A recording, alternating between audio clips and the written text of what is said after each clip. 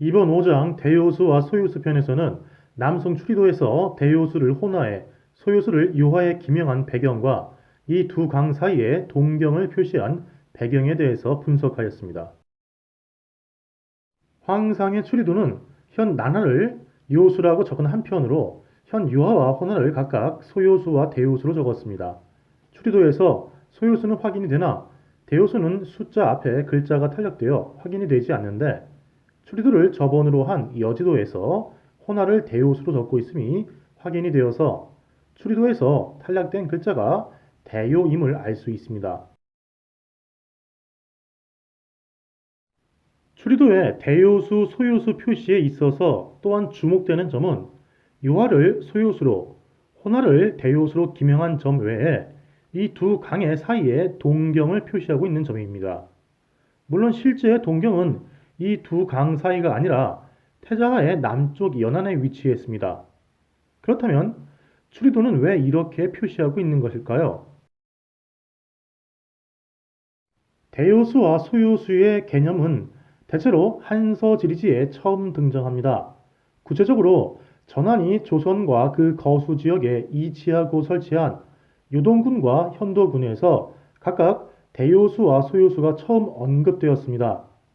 즉, 추리도의 지리상에서 대요수와 소요수는 그 연원이 1세기 말 후한 때에 편찬된 한서까지 올라가는 것이죠.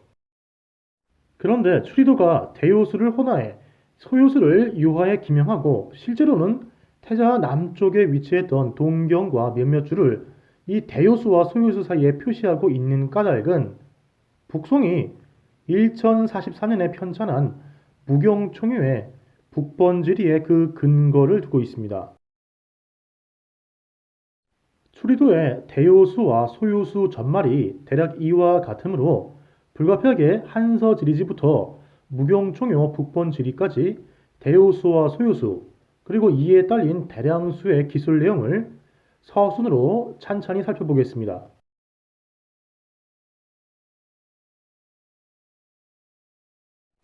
대요수가 세밖을 나가서 남쪽으로 안시연에 이르러 바다로 들어가는데 1250리를 흐른다. 한서지리지 망평현조는 대요수의 물길에 대해서 매우 간략하게 서술하고 있습니다. 대요수가 망평현의 어느 방향에서 지나가는지, 물길의 형세는 어떠한지 그 설명이 자세하지 않습니다.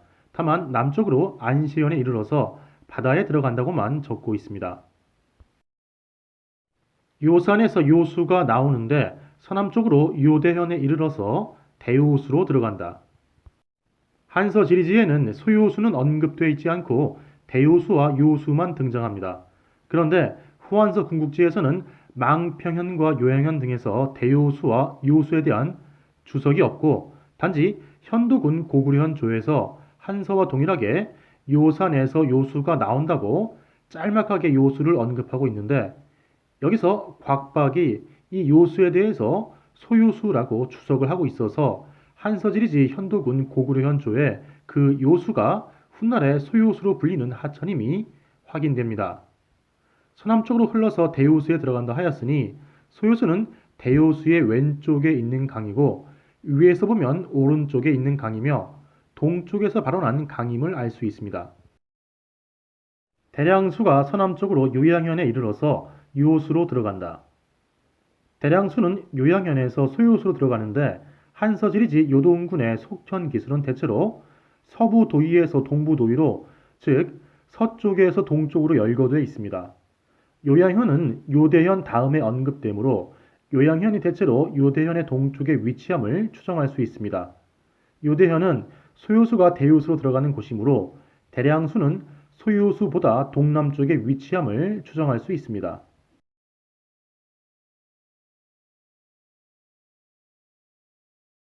수경은 전한대의 상음이라는 사람이 지었다고 하나 여러 시대에 걸쳐서 그 편찬 연대 및 그 저자를 고증한 바 대체로 위초고 시대 이후 구체적으로는 진나라의 곽박이 지었다는 설이 유력합니다. 곽박은 사실 산해경에도 손을 댄 사람입니다. 대요수가 세밖의 위백평선에서 나와서 동남쪽으로 세를 들어가서 양평현 서쪽을 지나 다시 동남쪽으로 방현의 서쪽을 지나 동쪽으로 안시현 서쪽을 지나 남쪽으로 바다에 들어간다. 또한 현독은 고구려 현에 요산이 있는데 소요수가 그곳에서 나와서 서남쪽으로 요대현에 이르러서 대요수에 들어간다. 수경에는 대량수에 대한 언급이 없이 대요수와 요수 정보만 기술되어 있습니다. 수경의 대요수, 소요수 기술은 한서지리지보다 상대적으로 구체적입니다. 즉, 한서지리지의 기술을 보완하고 있습니다. 따라서 수경의 대요수뿐만 아니라 한서지리지의 대요수 역시 발원한 후에 대체로 동남쪽으로 계속하여 흐르다가 안시현의 서쪽을 지나면서 남쪽으로 흘러서 바다에 들어가는 강임을 알 수 있습니다. 6세기 초 역도원이 수경에 주석을 달아서 편찬한 수경주는 대요수와 소요수조를 별도로 두고서 대요수, 소요수, 대량수의 수리를 서술하고 있습니다. 요수는 또한 지석산에서 나온다고도 하는데 새 바깥으로부터 동쪽으로 곧게 흘러서 요동의 망평현 서쪽에서 만국을 그리면서 서남쪽으로 흘러서 양평현 고성의 서쪽을 경유하고 다시 남쪽으로 요대현 고성의 서쪽을 경유하고서 오른쪽에서 백랑수와 만나서 서남쪽으로 안시에 이르러서 바다로 들어간다. 소요수는 요산에서 나와서 서남쪽으로 흘러서 요양현을 경유하여 대량수와 만나며 다시 서남쪽으로 양평현을 경유하며 다면이 되었다가 다시 요대현을 경유하여 대요수로 들어간다. 대량수는 새 바깥에서 나와서 서남쪽으로 흘러서 요양현에 이르러서 소요수에 들어간다. 수경에서 기술한 대요수의 물길 방향이 수경주에서는 크게 바뀌었습니다. 수경의 대요수는 동남쪽으로 흐르다가 안시현의 서쪽에서 남쪽으로 흘러 바다로 들어가는데 수경주의 대요수는 동쪽으로 흐르다가 망평현의 서쪽에서 서남쪽으로 굽어져서 흐르며 물길 방향을 틀고 양평현의 서쪽을 지난 후에 다시 남쪽 방향으로 물길이 바뀌고 요대현을 지나며 소요수를 받은 후 이어서 백랑수를 받고서 다시 서남쪽으로 물길 방향을 틀어서 안시현을 지나서 바다에 들어갑니다. 즉, 수경주에 이르러서는 전대의 대요수와 서로 다른 강이 되어버렸습니다. 그리고 더욱이 수경주가 기술한 대요수의 수리상은 대체로 현 서유화에서 요화에 이르는 물줄기의 형상에 얼핏 일치합니다. 한서와 수경까지는 대요수를 나나, 대릉하, 요양하, 유화 등의 하천으로 볼 여지가 있었으나 수경주에 이르러서는 영락없이 현 서유화에서 요화에 이르는 물줄기의 형세에 아주 흡사해진 것이죠. 물론 어디까지나 물줄기의 전체적인 모양새만을 말한다면 말이죠. 수경주를 쓴 역도원은 제대로 된 해명이 없이 전대의 대요수를 완전히 새롭게 창조하였는데 대요수뿐만이 아니라 백랑수가 대요수에 흘러든다 하는 새로운 개념 역시 제시하고 있습니다. 그런데 이 백랑수가 좀 이상합니다. 수경수, 대요수조의 백랑수 기술을 도식화하면서 찬찬히 살펴보겠습니다. 백랑수는 우북평군 백랑현 동남쪽에서 나와서 북쪽으로 흐르다가 서북쪽으로 굽어 흘러서 우북평군 광성현 예성의 남쪽을 지난다. 왕망의 평로현인데 속칭 광도성이다. 백랑수는 다시 서북쪽으로 흐르는데 석성천수가 백랑수로 흘러든다. 석성천수는 서남쪽에 있는 석성산에서 나오는데 동쪽으로 흘러서 우북평군 석성현 예성의 남쪽을 지난다. 석성천수는 북쪽으로 돌아서 백록산 서쪽을 지나는데 즉 백랑산이다. 석성천수는 다시 동북쪽으로 흘러서 광성현으로 들어가서 동쪽으로 백랑수에 흘러든다. 백랑수는 북쪽으로 백랑현 예성의 동쪽을 지나는데 왕망이 복적으로 바꾸었다. 백랑수는 또 동쪽으로 흐르다가 방성천수가 백랑수로 흘러든다. 방성천수는 서남산 아래에서 발원하는데 동쪽으로 흐르다가 북쪽으로 굽어 흘러서 예성의 서쪽을 지나니 세간에서는 이것을 장목성이라고 한다. 방성천수는 동쪽으로 굽어 흘러서 방성 북쪽을 지나고 동쪽으로 백랑수에 들어간다. 백랑수는 다시 동북쪽으로 흘러서 창리현 예성의 서쪽을 지난다. 고평천수가 백랑수에 흘러든다. 고평천수는 서쪽 북평천을 나와서 동쪽으로 흘러 외성 북쪽을 지난다. 고평천수는 다시 동남쪽으로 흘러서 유루성 북쪽을 지난다. 고평천수는 다시 동남쪽으로 흐르다가 백랑수로 들어간다. 백랑수는 다시 동북쪽으로 흐르다가 자로수가 백랑수에 흘러든다. 자로수는 서북쪽 원산에서 인도되어 나오는데 동남쪽으로 흘러서 백랑수에 흘러든다. 백랑수는 다시 동북쪽으로 흘러서 용산의 서쪽을 지난다. 백랑수는 다시 북쪽으로 흘러서 황룡성의 동쪽을 지난다. 백랑수는 다시 동북쪽으로 흐르는데 남진수가 서북쪽 세바퀴에서 나와서 동남쪽으로 중산을 지나서 동남쪽으로 백랑수로 들어간다. 백랑수는 다시 동북쪽으로 나와서 동쪽으로 흘러서 두 개의 물줄기로 나뉘는데 오른쪽 물줄기는 투수로 의심된다. 두 개의 물줄기 중에서 하나의 물줄기는 동북쪽으로 새를 나와서 백랑수가 된다. 백랑수는 다시 동남쪽으로 흘러서 방현에 이르러서 요수에 흘러든다. 백랑수는 다시 동북쪽으로 나와서 동쪽으로 흘러 두 개의 물줄기로 나뉘는데 오른쪽 물줄기는 투수로 의심된다.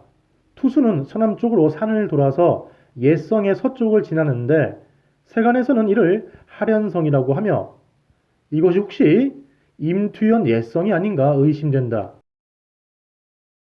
투수는 남쪽으로 흘러서 동쪽으로 돌아서 하나의 물줄기와 모이는데 세속에서는 이를 계륜수라고 한다.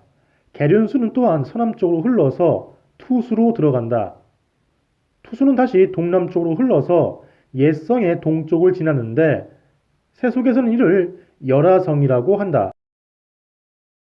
투수는 다시 남쪽으로 흘러서 영구성 서쪽을 지난다. 투수는 동남쪽으로 흘러서 바다로 들어간다. 수경주 대요수조에서 기술한 백랑수와 그 지류의 형세는 현 대릉하와 그 지류가 이루어내는 형세와 거의 일치합니다.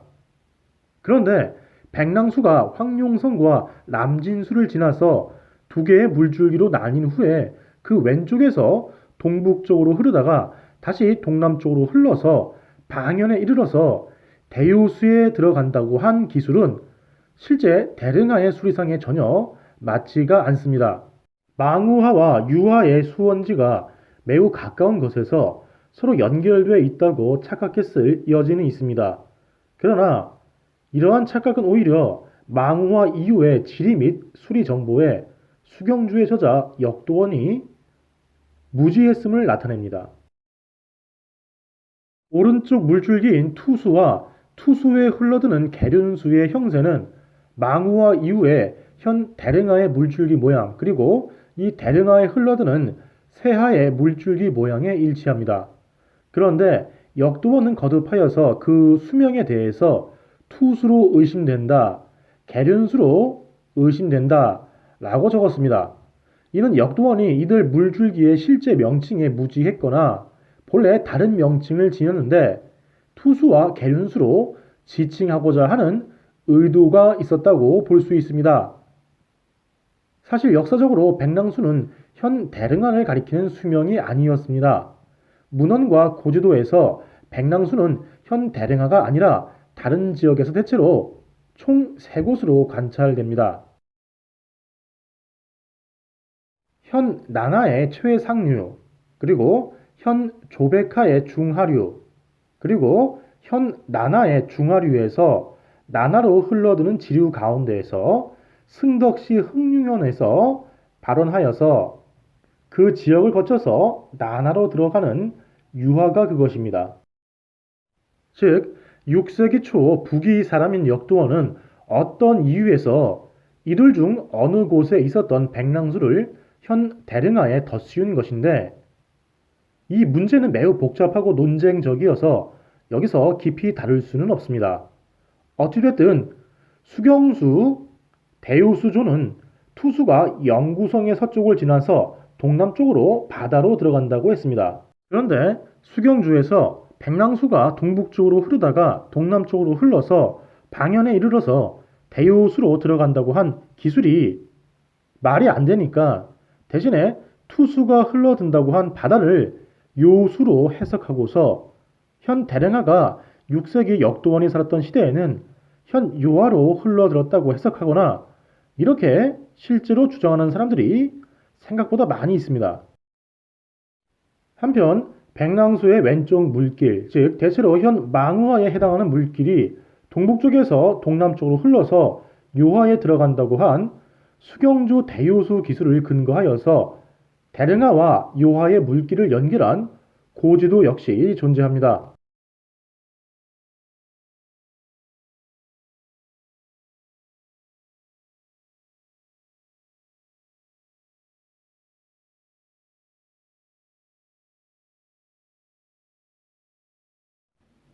수경주 편을 정리하면 6세기 초에 수경주를 쓴 북위 사람 역도원은 어떠한 의도를 가지고 본래 수경의 기술과 다르게 그 주석으로서 정보를 편집하였습니다.